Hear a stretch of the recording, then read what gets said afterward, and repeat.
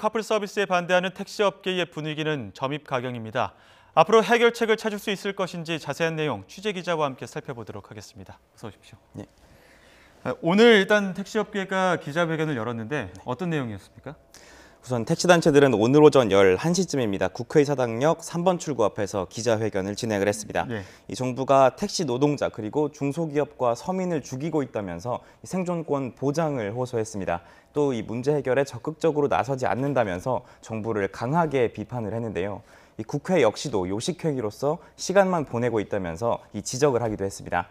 특히 정부와 국회가 얼른 적극적으로 나서서 카풀을 저지해 줄 것을 강력히 촉구를 했습니다. 특히 이들은 이 서비스가 안정될 경우에, 그러니까 이 정식 서비스가 출범한 이후가 될 텐데요.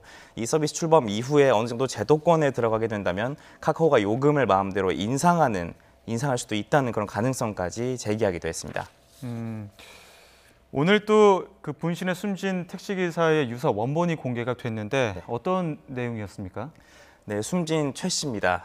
50대 기사 최 씨는 유서를 통해서 이 카풀 서비스라는 것이 4차 산업 그리고 또 공유경제라는 단어로 포장이 된 불법 영업이라고 적었습니다. 또 특히나 이 카풀의 취지가 호도되고 있다면서 택시기사들은 부당한 근무 여건과 저임금에 시달리고 있다고 유서를 통해 호소를 했습니다. 이어서 끝까지 투쟁을 해달라면서 자신의 시신을 카카오 본사 앞에 안치해달라는 부탁을 남기기도 했습니다. 네.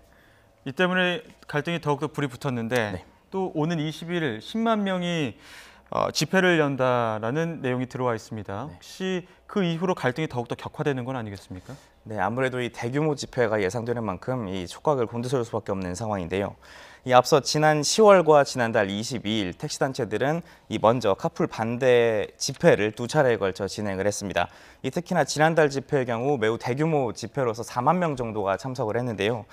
그런데 이 택시 단체 측이 오는 20일에 예정돼 있던 이 3차 집회를 이 전국 택시기사 10만 명 정도가 참여하는 이 대규모로 진행하기로 결정을 했습니다. 그러니까 지난 2차 집회보다 2배 넘는 인원이 참가를 할 것으로 예상이 되는 상황인데요. 이 참가자들의 행진은 경찰이 제한을 했지만 이 단체 측은 이 차량 1만 대를 동원을 해서 국회를 포위하거나 혹은 인근에 있는 마포대교 또는 서강대교 근처를 점거할 수도 있다는 가능성을 시사를 했습니다. 예.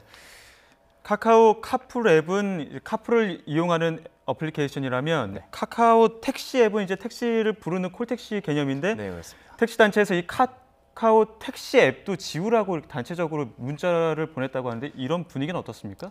네, 이 택시단체 측이 어제 비상대책회의를 열고 결정을 한 내용 가운데 하나인데요.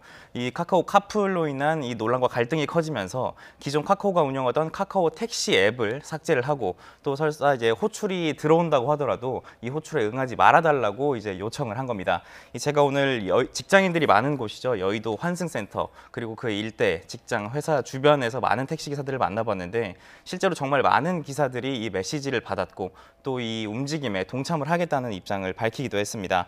이러면서 시민들이 곳곳에서 불편을 겪을 것으로 예상이 되는 상황입니다. 예.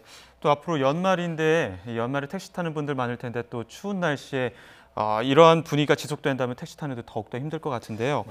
이렇게 갈등이 커지고 있는데 카카오 측에서는 또 서비스를 연기할 수도 있다 이런 입장을 밝혔거든요. 이런 입장 어떤 겁니까? 네, 말씀하신 것처럼 약간 뒤로 물러서는 듯한 입장을 보였습니다. 예. 이 사업 주체는 카카오 모빌리티라는 곳입니다. 이 카카오 측은 분신 사망 사건이 발생하면서 이 서비스 출시 연기를 검토하고 있는 것으로 전해졌습니다. 지난 7일부터 이미 카카오 카풀 시범 서비스는 운영이 되고 있는 상황입니다. 현재 택시업계, 국회 등과 논의를 하고 있다고 밝혔습니다. 실질적인 서비스 출시는 아무래도 조율이 좀 더 필요하다는 입장인 것인데요. 이 갈등이 커지는 상황에서 이 본격 서비스 출시를 17일로 정해놨던 것을 고수하지 않겠다는 입장인 건데 구체적인 날짜를 정부 그리고 택시업계와 함께 논의를 거쳐서 조율할 예정이라고 설명을 했습니다. 예. 앞서 리포트에서도 이해찬 대표가 분향소를 찾았었는데 정치권 움직임은 어떻습니까? 네, 앞서 아시다시피 더불어민주당은 이 전현희 의원을 위원장으로 하는 카풀 택시 태스크포스를 꾸려서 운영을 해왔습니다. 실제 어제 비공개 회의가 진행이 됐지만 별다른 해결책은 도출되지 않은 상황인데요. 이런 가운데 오늘 이해찬 민주당 대표가 분향소를 방문을 한 것입니다. 택시 단체들과 만난 이 대표는 이 문제 해결을 약속했는데요.